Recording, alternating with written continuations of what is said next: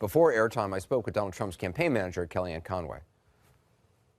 Kellyanne, can you offer clarity on this phone call President-elect Trump apparently had with the president of Taiwan? Do you know what was discussed? So publicly, I would just like to say whatever is in the readout and what's been publicly disclosed is really the only thing I'll have to say on the matter, Anderson.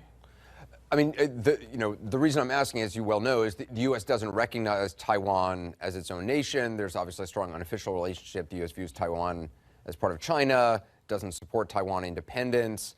U.S. president hasn't apparently spoken to a leader of Taiwan since 1979. I think there's a tweet now from the Democratic Senator Chris Murphy who said these are major pivots in foreign policy without any plan. That's how wars start.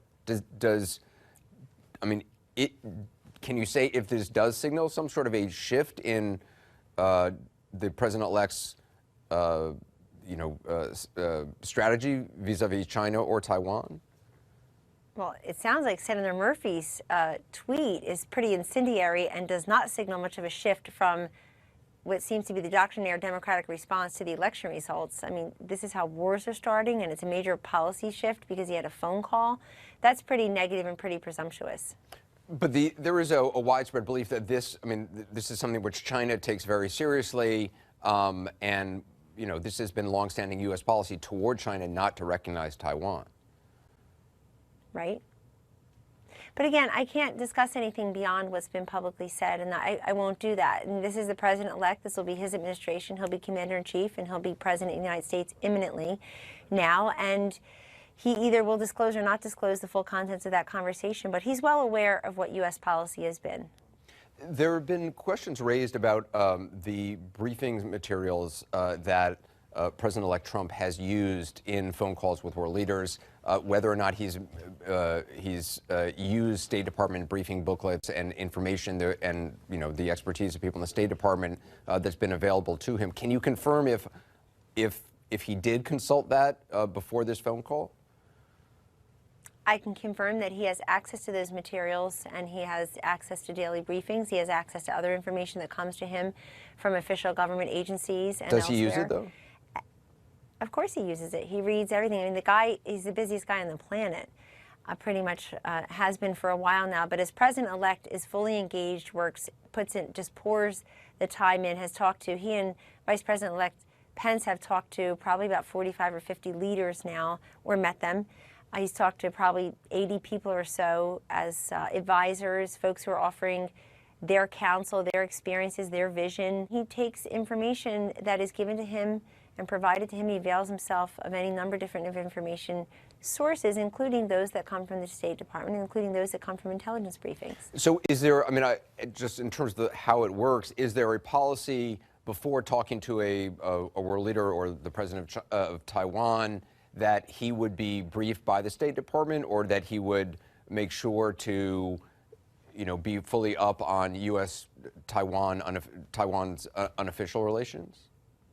Well, you're presuming that he's not, and I don't remember any of these questions ever being asked about President Obama or President-elect Obama. I think 8 years ago at this time. Well, he's never spoken to the president of Taiwan, so this is the first time, so it is new, so that's why I'm asking. Sure, but as President-elect, I'm pretty certain that President-elect Obama spoke to world leaders in preparation for taking over as President of the United States and Commander-in-Chief, and I can't imagine that he was asked here or elsewhere if he had been properly and fully briefed, considering that he had very, very little experience himself. But this is a break with U.S. policy. I mean, this is uncharted waters, not since, for decades.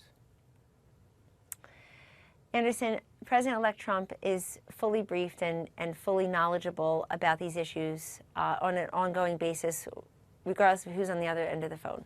How is the structure right now in the transition? Where would where is the discussion coming from of whom he should be having phone calls with? How does that actually work?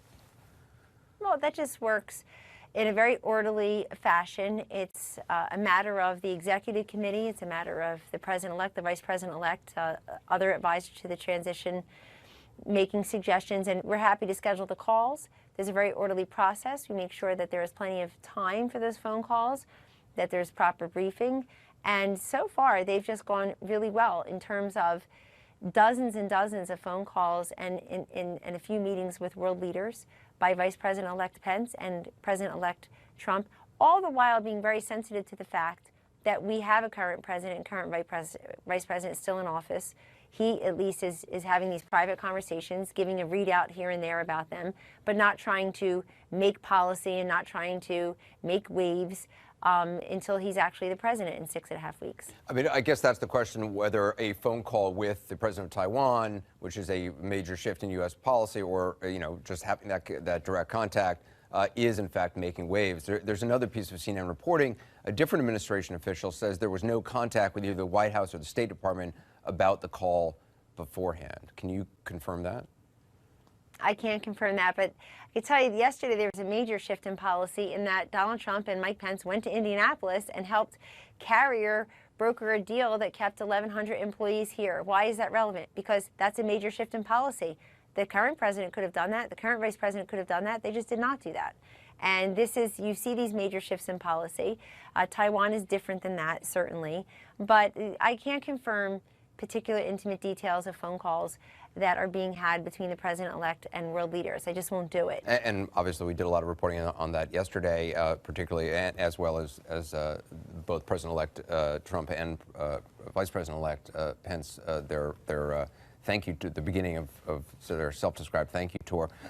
Just finally, can you comment on the Pakistan government released what they said was a readout of the phone call between President-elect Trump and Pakistan's Prime Minister. It was a one-sided readout. It was only allegedly what Donald Trump had said, not what the Pakistan Prime Minister had said. Was that accurate? And does it? It was very unconventional for Pakistan to do that. It was a break of protocol. Was that something which was concerning to the president-elect? Well, we would prefer that any time something like that is done, that you get the full benefit of the entire conversation, to the extent that both sides had agreed to a readout. But again, he's having these phone calls, he's having these meetings. He will do that again as president with world leaders, certainly, as will Vice President Pence. But in the meantime, beyond what is publicly disclosed, I just cannot disclose anything further than that. It would be highly inappropriate for any of us to do that. So I'm going to have to stick with that. I can talk about a lot of aspects of the transition, can talk about many aspects of the campaign manager forum in Harvard last night. I can talk about a number of different policies that the president-elect is very focused on for his first 100 days when he gets to Washington. But I can't and I won't disclose any further details on private conversations, let alone private conversations that the president-elect is having with world leaders. Kellyanne Conway, appreciate you being with us. Thank you. Thank you. I continue to ask Kellyanne Conway some questions about that Harvard symposium from yesterday. We're putting the full interview online at ac360.com.